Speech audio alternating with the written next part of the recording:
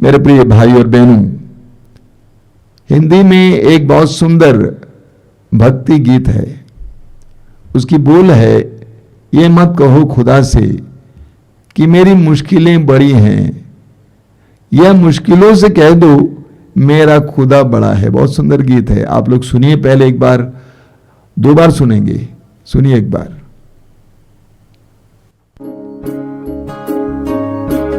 बहुत सुंदर। ये मत कहो खुदा से मेरी मुश्किलें बड़ी हैं, ये मत कहो खुदा से मेरी मुश्किलें बड़ी हैं, ये मुश्किलों से कह दो मेरा खुदा बड़ा है। एक बार और सुन लेंगे, ध्यान से सुनिए, शब्दों का ख्याल कीजिए। बहुत सुंदर। ये मत कहो खुदा से मेरी मुश्किलें बड़ी हैं, ये मत कहो खुदा से मेरी मुश्किलें बड़ी हैं, ये मुश्किलों से कह दो मेरा खुदा बड़ा है। बहुत सुंदर गीत है। ये मत कहो खुदा से कि मेरी मुश्किलें बड़ी हैं, बल्कि यह मुश्किलों से कह दो कि मेरा खुदा बड़ा है। एक सच्चे विश्वासी की यह प्रार्थना है, यह घोषणा है।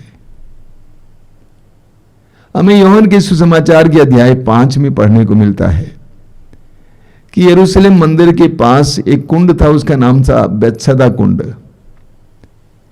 और लोगों का विश्वास था कि कभी कभी स्वर्गदूत उसमें उतरता था और उस कुंड के जल को हिला देता था, और उस समय जितने भी रोगी उतरते थे वे चंगे हो जाते थे। इस कारण बड़ी संख्या में रोगी उस कुंड के चारों ओर पड़े हुए थे।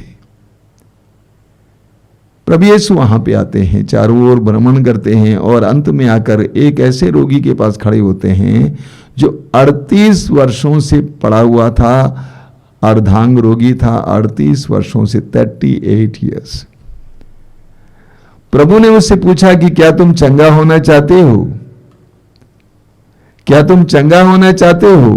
तो क्या जवाब दिया उसने कहा, प्रभु गुरु, मेरा कोई नहीं है कि वो मुझे पानी के पास ले चले। मेरा कोई नहीं है कि मुझे पानी के पास ले चलें ताकि मैं चंगा हो जाऊं। प्रभु ने कहा, मैं तुमसे कहता हूं, उठ खड़े हो जाओ और अपनी चारपाई उठाकर घर जाओ। उसी वक्त वो चंगा हो गया। उसका जवाब सुनिए, उसने कहा, मेरा कोई नहीं है। इस दुनिया में बहुत सारे लोगों का यही मनोभाव है, मेरा कोई नहीं है, मेरा कोई साथ नहीं देता है, मैं कमजोर हूं, मेरे दिमाग में बुद्धि नहीं है, मैं गरीब हूं, मेरे अंदर कोई प्रतिभा नहीं है, मैं छोटा हूं, मैं दरिद्र हूं, मेरे अंदर कोई सामर्थ्य नहीं है, मैं रोगी हूं। बहुत सारे लोग अपने मन में इस तरह के नकारात्मक भाव रखते हैं, अपने बारे में और अपनी परिस्थिति के बारे में भी नकारात्मक बात। उन सब लोगों के लिए गीत है, ये मत कहो खुदा से मेरी मुश्किलें बड़ी हैं। हमें मत्ती के सुसमाचार के अध्याय 14 में पढ़ने को मिलता है कि वचन में लिखा हुआ है, उसके वाक्य 15 से, प्रभु यीशु के वचनों को सुनने के लिए हजारों की संख्या में लोग इकट्ठे हुए थे। वचन में लिखा हुआ वाक्य 15 से, संध्या होने पर शिष्य उनके पास आकर बोले, ये स्थान निर्जन है और दिन ढल चुका है, लोगों को विदा कीजिए जिससे वे गांव में जाकर अपने लिए खाना खरीद लें। ईसा ने उत्तर दिया, उन्हें जाने की जरूरत नहीं, तुम लोग ही उन्हें खाना दे दो। इस पर शिष्यों ने कहा, 5 रोटियों और 2 मछलियों के सिवा यहां हमारे पास कुछ नहीं है। शिष्यों ने क्या जवाब दिया, 5 रोटियों और 2 मछलियों के सिवा यहाँ हमारे पास कुछ नहीं है। ईसा ने कहा, उन्हें यहाँ मेरे पास ले आओ। उसके बाद प्रभु ने आदेश दिया, लोगों को बैठाओ, और प्रभु ने उन रोटियों को और मछलियों को उठाकर आशीष की प्रार्थना पढ़कर लोगों को खिलाया। 5000 से भी ज़्यादा लोगों ने खाया। उसके बाद 12 टोकरी रोटियां और मछलियां बची हुई पाई गई। शिष्यों ने क्या कहा? शिष्यों ने कहा, 5 रोटियों और 2 मछलियों के सिवा हमारे पास कुछ नहीं है। We have nothing. हमारे पास कुछ नहीं है। इतनी बड़ी संख्या में लोगों के लिए ये 5 रोटियां क्या हैं? ये 2 मछलियां क्या हैं? हम कुरिन्थियों की दूसरे पत्र के अध्याय 12 में पढ़ते हैं, पौलुस अपने बारे में बताते हैं। वो कहते हैं कि मेरे अंदर एक कांटा था, कोई दुर्बलता थी, कोई रोग था, हम नहीं जानते क्या है। और उन्होंने बार बार प्रभु से प्रार्थना की, हे प्रभु इसको हटाइए। प्रभु ने कहा, मेरी कृपा तुम्हारे लिए पर्याप्त है। आगे प्रभु ने क्या कहा? तुम्हारी दुर्बलता में मेरा सामर्थ्य पूर्ण रूप से प्रकट हो जाता है। तुम्हारी दुर्बलता में मेरा सामर्थ्य पूर्ण रूप से प्रकट हो जाता है। जब हम कमजोर हैं, हम दुर्बल हैं, हमारे पास कुछ नहीं है, उस समय ईश्वर का सामर्थ्य पूर्ण रूप से प्रकट हो जाता है। जब हम उन सारी बातों को प्रभु के हाथ में देते हैं, हमारे पास जो है प्रभु के हाथ में देते हैं। ये नहीं बोलना कि मेरे पास कुछ नहीं है, बल्कि प्रभु के हाथ में देते हैं इस विश्वास के साथ कि मेरा प्रभु महान है, मेरा प्रभु बड़ा है। हमें न्यायकर्ताओं के ग्रंथ के अध्याय 6 में पढ़ने को मिलता है। न्यायकर्ताओं का ग्रंथ अध्याय 6, वहां पर हम गिदयोन के बारे में पढ़ते हैं। उन दिनों मिदियानी लोग इस्राएलियों को परेशान करते थे, उनकी फसलों को बर्बाद करते थे, उनको परेशान करते थे। ऐसे में गिदयोन नामक एक व्यक्ति चुपके से एकांत में एक जगह पर गेहूं दाव रहा था, और वहां पर उसको स्वर्गदूत दिखाई देता। स्वर्गदूत उसके पास आता और कहता है, वीर योद्धा प्रभु तुम्हारे साथ है, वीर योद्धा प्रभु तुम्हारे साथ है। गिदयोन ने स्वर्गदूत से पूछा कि हम कैसे वीर हैं, कैसे प्रभु हमारे साथ हैं? अगर प्रभु हमारे साथ होते तो हमारे साथ ऐसा होता? हमारा जीना मुश्किल हो गया है, मिदियानियों ने हमारा जीना मुश्किल कर दिया है। अगर प्रभु हमारे साथ होता तो हमारे साथ ऐसा क्यों होता? स्वर्गदूत उसके साथ वार्तालाप करता है। स्वर्गदूत कहता है कि तुम उन लोगों को हरा सकते हो, तुम उन लोगों को हरा सकते हो। और गिदयोन कहता है कि हमारा कुल, हमारा गोत्र इस्राएल का सबसे दरिद्र गोत्र है। हमारा कुल इस्राएल का सबसे दरिद्र कुल है, और मैं अपने परिवार का सबसे छोटा लड़का हूं। मैं क्या कर सकता हूं? हम दरिद्र हैं और मैं छोटा हूं। स्वर्गदूत वहां पर प्रभु की ओर से चिन्ह पर चिन्ह देता है गिदयोन को, और गिदयोन को इस बात का एहसास होता है कि ईश्वर ये कर सकता है मेरे जरिए। और स्वर्गदूत ने कहा कि तुम लोगों को इकट्ठा करो और मिदियानियों से लड़ने के लिए जाओ। गिदयोन बहुत सारे लोगों को इकट्ठा करता है। स्वर्गदूत ने कहा यह संख्या बहुत ज्यादा है, कम करो और 300 लोगों को लेकर लड़ने के लिए जाओ। गिदयोन प्रभु के आदेश के अनुसार 300 लोगों को लेकर मिदियानियों से लड़ने के लिए जाता है और उनको हराता है, उनको भगा देता है। हमारा प्रभु महान है, बड़ा है। एफेसियों के पत्र के अध्याय 3 वाक्य 20 और 21 बहुत जबरदस्त वचन है। एफेसियों का पत्र अध्याय 3 वाक्य 20 और 21 में संत पौलुस कहते हैं कि वह हमारी प्रार्थना और कल्पना के परे के कार्य करने में सक्षम है। वह हमारी कल्पना और हमारी प्रार्थना के परे के कार्य करने में सक्षम है। हम जितना प्रार्थना में मांग सकते हैं, हम जितना कल्पना में कल्पना कर सकते हैं, उससे ज्यादा कार्य करने में प्रभु सक्षम है। हमारे प्रभु महान है, बड़े हैं। हमारा प्रभु ऐसा प्रभु है जिसने लाल समुद्र को इस्राएलियों के लिए 2 भागों में विभाजित किया, आसमान से उनको खाने के लिए मन्ना बरसाया, मृतकों को जिलाया। एक ऐसा ईश्वर है। हम पढ़ेंगे इस्यास नबी के ग्रंथ अध्याय 6 में प्रभु ईश्वर ने इस्यास नबी को नबी बनाया।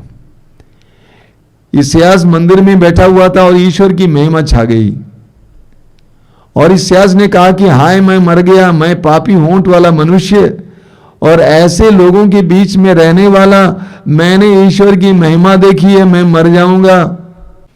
तब एक सराफिम जलते हुए अंगारे को लेकर आता है और इस्यास के होंठों को स्पर्श करता है और कहता है कि लो तुम शुद्ध हो गए हो। और ईश्वर ने पूछा कि मैं किसे अपना दूत बनाऊं, मैं किसे संदेशवाहक बनाऊं। इस्यास कहता है मुझे भेज। इस्यास नबी बन जाता है, पापी होंठ वाला मनुष्य। ईश्वर के लिए कुछ भी असंभव नहीं है। यिर्मयाह नबी ने भी ये कहा, जब प्रभु ने कहा कि तुम्हारी माता के गर्भ में तुम्हें रचने से पहले मैंने तुमको जान लिया, तुम्हारे जन्म से पहले मैंने तुमको पवित्र किया और राष्ट्रों का नबी नियुक्त किया। यिर्मयाह ने कहा कि मैं तो बच्चा हूं, मुझे बोलना नहीं आता है। प्रभु ने उसके मुंह में वचन रखा और कहा जाके बोल। ईश्वर के लिए कुछ भी असंभव नहीं है। वो कमजोर से कमजोर लोगों के द्वारा महान कार्य कर सकता है। जब ईश्वर ने चुना एक नए राष्ट्र के निर्माण के लिए, तो ईश्वर ने इब्राहिम को चुना जिसकी एक भी संतान नहीं थी। मिस्र देश से गुलामी में पड़े अपनी जनता को छुड़ाने के लिए एक नेता को चुना, तो ईश्वर ने मूसा को चुना जो मिस्र से भाग कर मिदियान में रह रहा था। ईश्वर ऐसे लोगों के जरिए कार्य कर सकता है। हमारी दुर्बलता में ईश्वर का सामर्थ्य पूर्ण रूप से प्रकट होता है। ये मत कहो कि मेरी मुश्किलें बड़ी हैं। ये मुश्किलों से कह दो कि मेरा खुदा बड़ा है। हमें विश्वास करना होगा। हमें सामुएल के पहले ग्रंथ के अध्याय 17 में पढ़ने को मिलता है दाऊद के बारे में। फिलिस्ती सेना और इस्राएली सेना आमने सामने खड़ी थी युद्ध में। अचानक फिलिस्ती सेना में से एक वीर योद्धा सामने आ जाता है जिसका नाम गोलियत है, आप जानते हैं। और गोलियत ललकारता और कहता है कि युद्ध की कोई जरूरत नहीं है, तुम में से कोई आए और मेरे साथ द्वंद्व युद्ध करें, मुझे हराएं, हम लोग हार मान लेंगे। इस्राएली सेना में एक भी मैकालाल नहीं निकला, एक भी हिम्मत वाला नहीं निकला कि उसे लड़ें। राजा साउल परेशान हो गया। इस्राएल का राजा साउल परेशान हो गया और घोषणा करने लगा कि मैं जो सैनिक उसको हराएगा मैं ये दूंगा वो दूंगा। लेकिन कोई भी आगे बढ़ने को तैयार नहीं था। 40 दिन बीत गए। जस्से नामक व्यक्ति ने अपने सबसे छोटे बेटे दाऊद को भेजा वहां, ये पता लगाने के लिए उनके भाइयों को क्या हुआ, क्योंकि वे लड़ने के लिए गए हुए थे। दाऊद वहां पे आता है। उसके भाइयों ने कहा कि इस व्यक्ति के कारण लड़ाई नहीं हो रही है। दाऊद ने कहा कि मैं हराऊंगा। भाई उसको भगा देते हैं। लेकिन दाऊद राजा साउल के पास जाता है, कहता है मैं उससे लड़ूंगा, उसे हराऊंगा। और सुंदर बात है, साउल कहता है तुम तो किशोर हो, तुम मुझसे लड़ नहीं सकते क्योंकि तुम किशोर हो, तुम्हें लड़ने की आदत नहीं है, लड़ने की कुशलता तुम्हारे अंदर नहीं है। आप जानेंगे उस अध्याय में, आप पढ़ेंगे दाऊद ने एक चिकने पत्थर के सहारे गोलियत को मार गिराया और इस्राएली सेना को बचाया। हमारा ईश्वर इतना बड़ा है, उसको हमारी कुशलता की कोई विशेष आवश्यकता नहीं। हमारी सफलता हमारी कुशलता पर निर्भर नहीं है। हमारा प्रभु इतना महान है। जब हम अपने आप को प्रभु के हाथ में समर्पित करते हैं, उसके सामर्थ्य पर विश्वास करते हैं, उसके सामर्थ्य पर भरोसा रखते हैं, तो वह हमारे जीवन में ऐसे कार्य करेगा जो हम सोच भी नहीं सकते हैं। क्या कोई सोच सकता था कि 5 रोटियों से 5,000 से भी ज्यादा लोगों को खिलाया जा सकता है? ये तो भौतिक रूप से देखा जाए, सोचा जाए, असंभव सी बात है, लेकिन ईश्वर ने, प्रभु ने करके दिखाया। क्या यह संभव है कि एक चिकने पत्थर से एक वीर योद्धा को मार गिराए? भौतिक रूप से देखा जाए यह असंभव है, लेकिन प्रभु ने करके दिखाया। हमारा प्रभु महान प्रभु है। हमें राजाओं के पहले ग्रंथ के अध्याय 17 में पढ़ने को मिलता है कि पूरे इस्राएल में अकाल पड़ा था। 3 वर्षों से वर्षा नहीं हुई, सारे जलाशय सूख गए, जानवर मर रहे थे, लोग मर रहे थे। ऐसे में ईश्वर ने अपने चुने हुए नबी एलिया से कहा, तुम एक काम कर, सरप्ता नामक जगह जाओ, जो इस्राएल के बाहर है। सरप्ता नामक जगह जाओ, वहां पर एक विधवा को मैंने प्रबंध किया है कि तुमको खिलाएं। और ईश्वर के आदेश का पालन करके एलिया वहां चला जाता है। और एलिया ने देखा कि एक विधवा आ रही है, क्योंकि इस जमाने में विधवाओं का वस्त्र अलग रहा होगा। एक विधवा आ रही है और एलिया ने उसको पहचान लिया और एलिया ने उससे कहा कि सुनो, मेरे लिए कुछ पानी ले आओ पीने के लिए। वो पानी ले आने के लिए जा रही थी, तब तक एलिया ने दूसरी घोषणा की, और सुनो, मेरे लिए कुछ रोटियां भी ले आओ। उस विधवा ने एलिया के पास आकर कहा कि आपके ईश्वर की शपथ है, मेरे पास कुछ नहीं है। मेरे पास एक मुट्ठी आटा है और कुप्पी में थोड़ा सा तेल है। मैं लकड़ी बटोरने आई हूं ताकि ले जाकर एक रोटी बनाऊंगी, मैं और मेरा बेटा हम दोनों खाएंगे, उसके बाद मर जाएंगे। एलिया ने कहा, ठीक है, जैसे तुमने सोचा वैसे करो, लेकिन पहले जैसे मैंने कहा वैसे करो। और उस विधवा ने वही किया, रोटी बनाकर ले आकर एलिया को दे दिया। वचन में आगे हम पढ़ते हैं, पूरे अकाल के समय जिस बर्तन से उसने आटा निकाला था वो बर्तन, और जिस कुप्पी से उसने तेल निकाला था वो कुप्पी खाली नहीं हुआ, तीनों खाए और तृप्त हुए। ये मत कहो खुदा से कि मेरी मुश्किलें बड़ी हैं। अपनी परेशानी, अपनी कमजोरी, अपनी दुर्बलता को प्रभु के हाथ में समर्पित करने पर प्रभु इसी तरह कार्य करेंगे। पूरी बाइबल में बहुत सारे ऐसे नमूने और ऐसे उदाहरण आपको मिलेंगे। यूहन्ना के सुसमाचार के अध्याय 11 में आप पढ़ेंगे कि प्रभु यीशु लाजरुस के घर गए हुए थे। लाजरुस मर चुका था, आज चौथा दिन था। प्रभु लाजरुस के कब्र के सामने खड़े हैं। प्रभु ने लोगों से कहा कि पत्थर हटा दो, कब्र के सामने जो पत्थर रखा हुआ था उसको हटा दो। लाजरुस की बहन मार्था ने कहा कि प्रभु आज चौथा दिन है, दुर्गंध आएगी। लेकिन प्रभु का विश्वास मजबूत था। प्रभु ने कहा, क्या मैंने तुमसे ये नहीं कहा, यदि तुम विश्वास करोगी तो तुम परमेश्वर की महिमा देखोगी। और प्रभु ने लाजरुस को पुकारा। लाजरुस जो मरा हुआ था, जिसकी लाश सड़ गई थी, जिसकी नसें अलग थलग हो गई थी, वो जिंदा हो जाता है।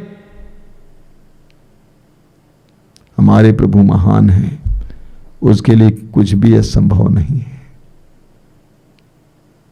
ये मत कहो प्रभु से कि मेरी मुश्किलें बड़ी हैं, बल्कि मुश्किलों से कह दो कि मेरा प्रभु बड़ा है, मेरा खुदा बड़ा है। हमारे जीवन में भी विभिन्न प्रकार की परिस्थितियां इस तरह आती हैं जब हम भी बोलने लगते हैं कि हमारे पास कुछ नहीं है, हमारे पास धन नहीं है। हम ये करना चाहते हैं लेकिन धन नहीं है, हम ये करना चाहते हैं लेकिन हमारे पास डिग्री नहीं है, हम ये बनना चाहते हैं लेकिन हमारे पास आवश्यक प्रतिभाएं नहीं हैं। हम अपने जीवन में बहुत ज्यादा ही नकारात्मक विचार रखते हैं। हमारे मनों में बहुत सारी बातों के बारे में लिखा हुआ है कि असंभव है, असंभव है, असंभव है। हमारे मन में एक लंबी सूची है, असंभव की सूची। उन सारे क्षणों में इस गीत को याद करना कि मेरा प्रभु बड़ा है। पूरी बाइबल में जितनी घटनाएं हम देखते हैं उन सारी घटनाओं में यही प्रकट हुआ होता है। सभी शिष्य घबराए हुए थे नाव में, नाव डूबने डूबने को हो गई थी। प्रभु यीशु सोए हुए थे, उनको जगाया और कहा कि प्रभु हमें बचाइए। वचन में हम पढ़ते हैं कि प्रभु यीशु ने आंधी को शांत किया। आंधी कितनी ही बड़ी क्यों ना थी, प्रभु उससे भी महान और बड़े हैं। मेरा रोग कितना ही बड़ा क्यों ना हो, डॉक्टरों ने कहा होगा कि मेरा रोग कभी चंगा नहीं होगा, कोई दवा काम नहीं कर सकती है। उन सारे क्षणों में भी हमें याद करना है मेरा खुदा बड़ा है। मेरी परिस्थिति कितनी गिरी हुई क्यों ना हो, उन सारे क्षणों में हमें याद करना चाहिए कि मेरा प्रभु बड़ा है, मेरी परिस्थितियों से बड़ा है। मैंने स्वयं अपनी आंखों से देखा है कि कैसे झोपड़ियां बड़े बड़े मकान बनते हैं। होता है जब हमारे पास जो कुछ हम प्रभु के हाथ में समर्पित करते हैं तो प्रभु हमारे जीवन में बड़े बड़े कार्य करेंगे। अभी मैं लाजरुस के बारे में बता रहा था। लाजरुस मर चुका था और प्रभु यीशु लाजरुस के घर की ओर जाते हैं। मार्था को खबर मिली, वो दौड़ के आती है और प्रभु से कहती है कि प्रभु यदि आप यहां होते तो मेरा भाई नहीं मरता। बाद में मरियम को खबर मिलती है, वो भी दौड़ के आती है, वो भी यीशु से मिलने पर ये कहती है कि प्रभु आप यदि यहां होते तो मेरा भाई नहीं मरता। दोनों वही बात दोहराती हैं। क्या कहना चाहती थी, अब आपके आने से क्या लाभ, जो होना था हो चुका, हमारे भाई मर चुके, उसका शरीर सड़ गया है, अब आपके आने से क्या होगा। कभी कभी हम लोग भी ऐसे सोचते हैं। जब परिस्थितियां इस कदर बिगड़ जाती हैं, इस हद तक हो जाती है कि हम भी सोचने लगते हैं कि कुछ होने वाला नहीं है, कुछ सकारात्मक बातें नहीं आ सकती हैं, हमारा मन पूरी तरह से नकारात्मक हो जाता है। हमारा दुख और पीड़ाएं कभी कभी हमें अंधा बना देती हैं। उदाहरण लीजिए, लूकास के सुसमाचार के अध्याय 24 में पढ़ते हैं, प्रभु यीशु मर गए और उनकी मृत्यु के बाद दो शिष्य यरूशलेम छोड़कर एमाउस जा रहे थे। मार्ग में पुनर्जीवित यीशु उनके साथ हो लेते हैं, लेकिन वे यीशु को पहचान नहीं पाते हैं क्योंकि वे एक तरह से अंधे हो गए थे। दुख ने उनको अंधा बना दिया था, यीशु को पहचान नहीं पाते हैं। उसी तरह यूहन्ना के सुसमाचार के अध्याय 20 में देखिए, मरियम मगदलेना यीशु की एक प्रिय शिष्या यीशु की कब्र के पास खड़ी है और बगल में यीशु खड़े हैं। वो यीशु को माली समझती है, पहचान नहीं पाती है क्योंकि दुख ने उसको अंधा बना दिया था। इसी तरह हमारे जीवन में कभी कभी हमारी कमजोरियां, हमारे दुख, हमारी पीड़ाएं, हमारी समस्याएं हमें अंधा बना देती हैं। हमको लगता है कि यह समस्या का पहाड़ है। प्रभु यीशु ने लूकास के सुसमाचार के अध्याय 17 वाक्य 6 में कहा है, यदि तुम्हारा विश्वास राई के दाने के बराबर भी होता और तुम इस सहतूत के पेड़ से कहते हो उखड़ कर समुद्र में लग जाओ, तुम्हारी बात को मान लेता। क्या मतलब है इसका?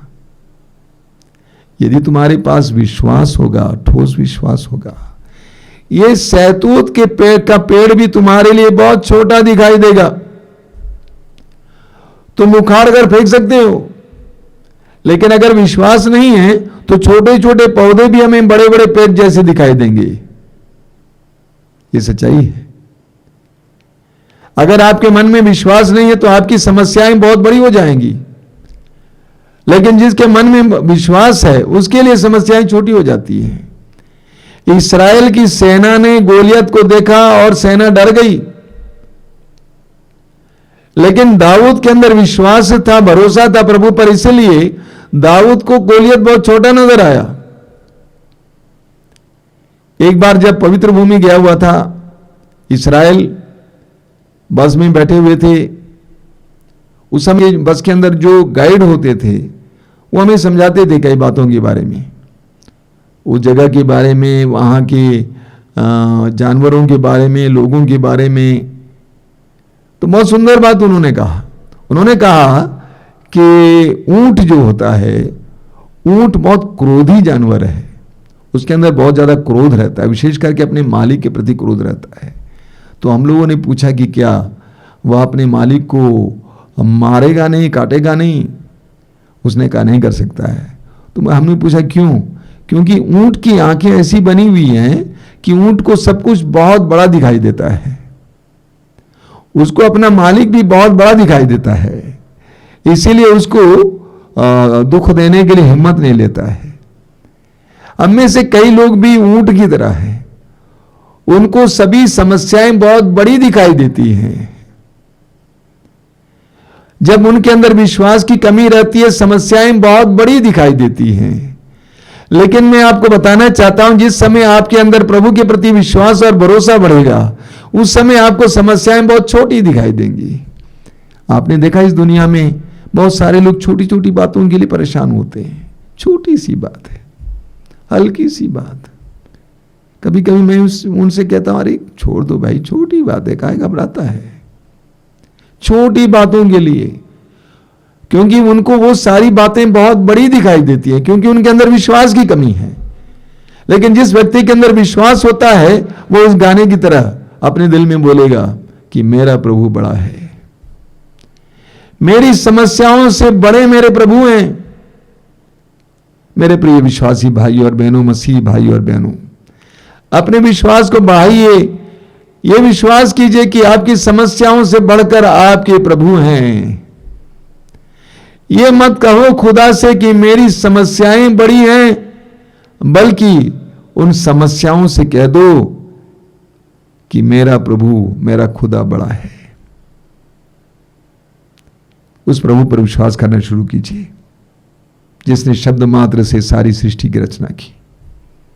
बाइबल में लिखा हुआ, ईश्वर ने कहा और हुआ। ये आप और मेरे लिए लिखा हुआ है कि आप और मैं विश्वास करूं कि ईश्वर के कहने पर ऐसा हो सकता है। यानी ईश्वर के लिए कुछ भी असंभव नहीं है। उस प्रभु पर विश्वास कीजिए जिसने आंधी को शांत किया, जिसने लाल समुद्र को 2 भागों में विभाजित किया अपनी जनता के लिए। उस प्रभु पर विश्वास कीजिए जिसने जल को अंगूरी में परिवर्तित किया। उस प्रभु पर विश्वास कीजिए जिसने 5 रोटियों से 5000 से भी ज्यादा लोगों को खिलाया। मेरे प्रिय भाई और बहनों, मुश्किलों से कह दो कि मेरा खुदा बड़ा है, मेरा प्रभु बड़ा है। आंखें बंद कीजिए, आइए हम प्रार्थना करें। प्रार्थना करें कि हमारी दृष्टि बदल जाए, हमारा विश्वास बढ़े, ताकि हमारी मुश्किलें छोटी हो जाएं और हमारी नजर में हमारे प्रभु बड़े हो जाएं। प्रार्थना कीजिए समय। प्रभु यीशु, धन्यवाद देता हूं इन पलों के लिए, तेरी आशीषों के लिए धन्यवाद देता हूं। मैं समय प्रार्थना करता हूं इन वचनों को सुनने वाले एक एक भाई बहन के लिए। उनकी आंतरिक आंखों को खोल दीजिए। तेरी महिमा को देखने के लिए उनकी आंतरिक आंखों को खोल दीजिए। तेरे सामर्थ्य को देखने के लिए उनकी आंतरिक आंखों को खोल दीजिए। यह विश्वास करने के लिए कि तू बड़ा है, तू महान है, तू सर्वशक्तिमान है, तू सर्वशक्तिमान है, तू आश्चर्यकारी है, चमत्कारी है। विश्वास करने के लिए कृपा दीजिए यीशु। अपने विश्वास के जरिए अपनी समस्याओं के सामने सिर न झुकाकर, बल्कि अपने ईश्वर के सामने सिर झुकाकर, उस ईश्वर के जरिए, उस प्रभु के जरिए उन समस्याओं पर जीत पाने के लिए कृपा दीजिए। धन्यवाद प्रभु, धन्यवाद। तू महान है, सर्वशक्तिमान है, शब्द मात्र से सारी सृष्टि की रचना करने वाले ईश्वर तू महान है। मृत्यु को हराने वाले यीशु तू महान है, तू बड़ा है। तेरी स्तुति, तेरी आराधना, तेरी महिमा।